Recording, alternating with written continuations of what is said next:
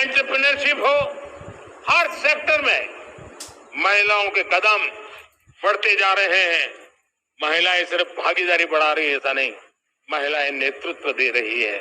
आज अनेक क्षेत्रों में, आज हमारे रक्षा क्षेत्र में देखिए, हमारा एयरफोर्स हो, हमारी आर्मी हो, हमारी नेवी हो, हमारा स्पेस सेक्टर हो, आज हमारी महिलाओं का हम दमखम देख रहे हैं देश के लिए।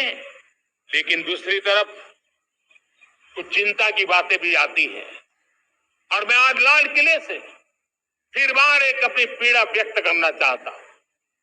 एक समाज के नाते हमें गंभीरता से सोचना होगा कि हमारी माताओं, बहनों, बेटियों के प्रति जो अत्याचार हो रहे हैं, उसके प्रति देश का आक्रोश है, जन सामान्य का आक्रोश है। इस आक्रोश को मैं महसूस कर रहा हूं। इसको देश को, समाज को, हमारी राज्य सरकारों को गंभीरता से लेना होगा। महिलाओं के विरुद्ध अपराधों की जल्द से जल्द जांच हो, राक्षसी कृत्य करने वालों को जल्द से जल्द कड़ी सजा हो, वो समाज में विश्वास पैदा करने के लिए जरूरी है। मैं ये भी बताना चाहूंगा कि जब बलात्कार की या महिलाओं पर अत्याचार की घटनाएं घटती हैं तो उसकी बहुत चर्चा होती है, बहुत प्रचार होता है, मीडिया में छाया रहता है। लेकिन जब ऐसे राक्षसी मनोवृत्ति व्यक्ति को सजा होती है तो वो खबरों में कहीं नजर नहीं आती है, कोने में कहीं पड़ा रहता है। अब समय की मांग है कि जिनको सजा होती है उसकी व्यापक चर्चा हो, ताकि ऐसा पाप करने वालों को भी डर पैदा हो कि ये पाप करने की हालत ये होती है कि फांसी पर लटकना पड़ता है। और मुझे लगता है कि डर पैदा करना बहुत जरूरी है। मेरे प्यारे देशवासियों, आज नई शिक्षा नीति बहुत एक मात्रा में कई राज्यों ने उसको अच्छा इनिशिएटिव लिए हैं और उसके कारण आज एक 21वीं सदी के अनुरूप हमारी शिक्षा व्यवस्था को जो हम बल देना चाहते हैं और विकसित भारत के सपने के लिए जिस प्रकार से मानव समूह तैयार करना चाहते हैं, नई शिक्षा नीति बहुत बड़ी भूमिका अदा है। मैं नहीं चाहता हूं कि मेरे देश के नौजवानों को अब विदेशों में पढ़ने के लिए मजबूर होना पड़े। मध्यम वर्गीय परिवार के लाखों करोड़ों रुपया बच्चों को विदेश पढ़ने के लिए भेजने में खर्च हो जाए। हम यहाँ ऐसी शिक्षा व्यवस्था का विकसित करना चाहते हैं कि मेरे देश के नौजवानों को विदेश जाना न पड़े, मेरे मध्यम वर्गीय परिवारों को लाखों करोड़ रुपया खर्च करना न पड़े। इतना ही नहीं, ऐसे संस्थान निर्माण हो ताकि विदेशों से लोग भारत के अंदर मुंह मोड़े।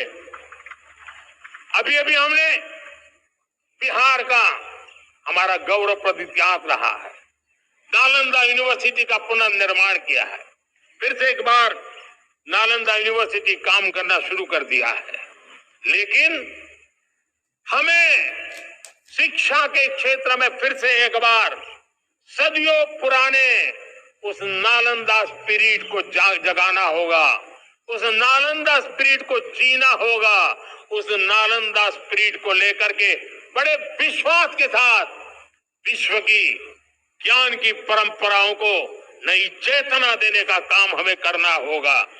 मुझे पक्का विश्वास है कि नई शिक्षा नीति ने मातृभाषा पर बल दिया है।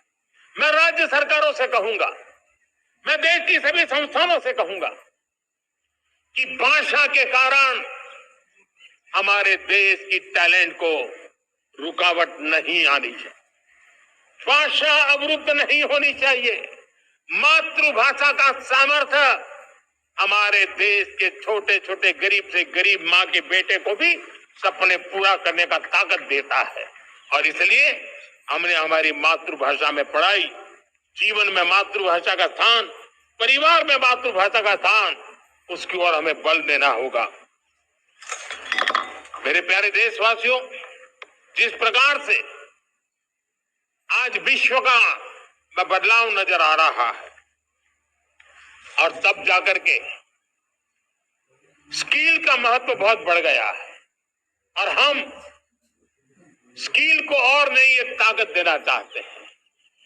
हम इंडस्ट्री 4.0 को ध्यान में रख करके हम स्किल डेवलपमेंट चाहते हैं। हम जीवन के हर क्षेत्र में, हम एग्रीकल्चर सेक्टर में भी कैपेसिटी बिल्डिंग करके देने के लिए स्किल डेवलपमेंट चाहते हैं। हम तो हमारा सफाई का क्षेत्र हो उसमें भी एक नए स्किल डेवलपमेंट की ओर बल देना चाहते हैं। और हम